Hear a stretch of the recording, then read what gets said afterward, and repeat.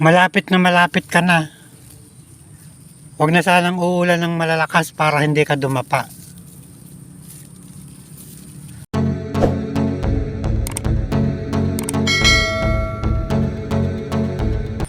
Welcome to my vlog.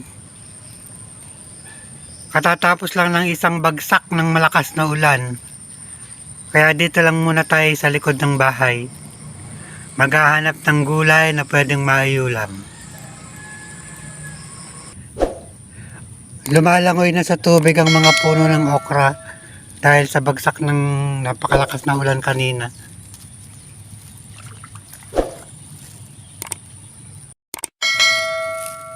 Okra sa luyot, pareho yatang madulas na iulam. Parang hindi ka na yata ngunguya.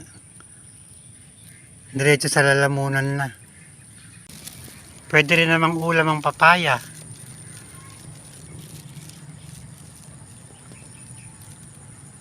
Pwedeng inabraw na papaya o tinola. Samahan ng native na manok. Maraming bunga ang talong, kaya lang bakit ganun?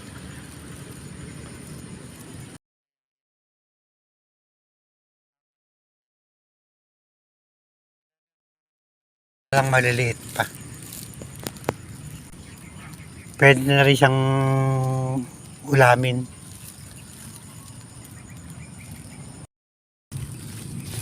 Buhay pa rin ang kalabasa, may bunga pang maliit. Kaya madamo na. Hindi na nalilinis. Hindi kasi makapaglinis ng mabuti, gawa ng mayat maya naman nauulan.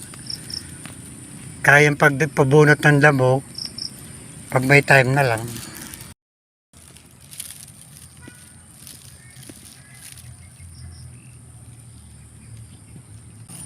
Nakakuha naman tayo ng 2 patola.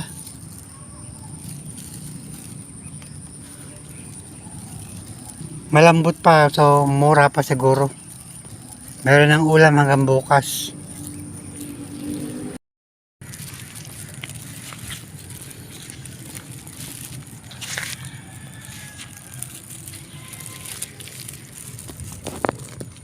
Mangunguha tayo ng ilang pirasong kalamansi.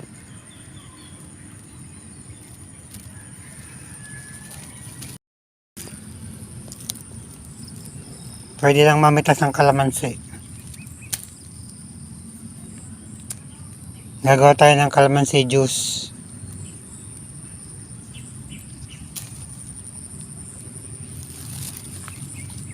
Marami siyang bunga hanggang doon ang kalamansi.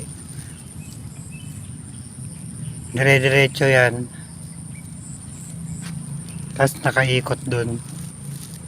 Maraming mga bunga lahat. Ano ba tinitinda mo? Dito yo, daig, tilapa. Bili na kayo. Bumili ka na. Bibili tayo ng tuyo at saka daing. O ito lang espada. Para may ulam tayo mamaya. Bili mo na lahat. Share. Bumili tayo kay ate. Si ating maganda.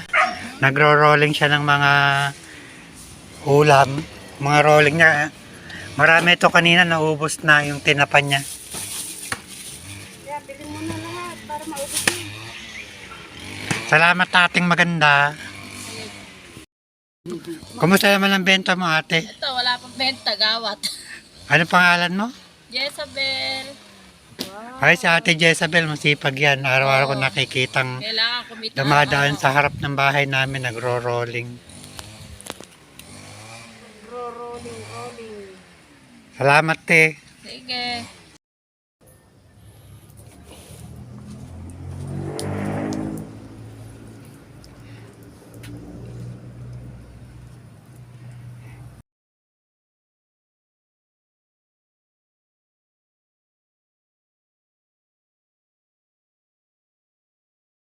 Nagluto kami ngayon sa kalan na kahoy.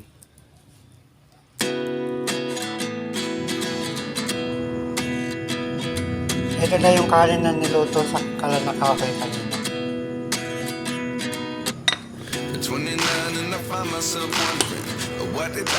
Maganda yung kanin niya, maputi.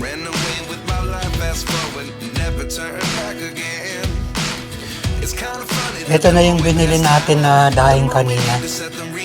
Sa nagro-rolling kay Ate Isabel. Ang tawag namin dito ay espada.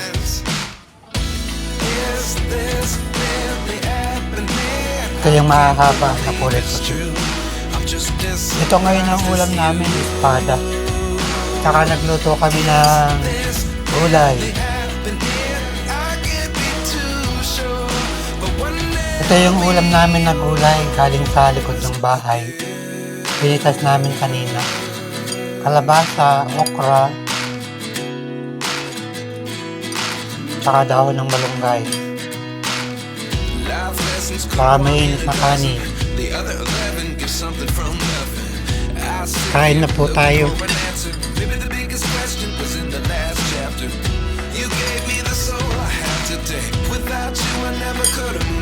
Kain na po.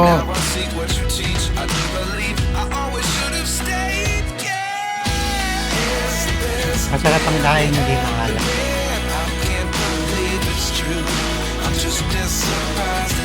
At dahil nandito na tayo sa likod ng bahay, sisilip pa rin tayo sa tanim na palay dito sa bakuran.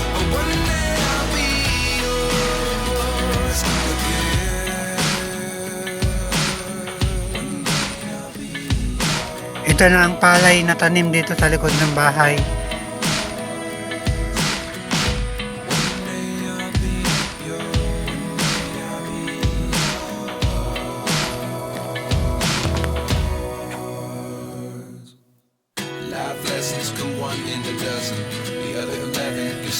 Malapit ka na.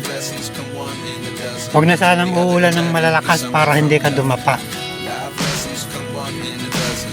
Mapupula na ang bunga ng palay. Malalaki ng butil.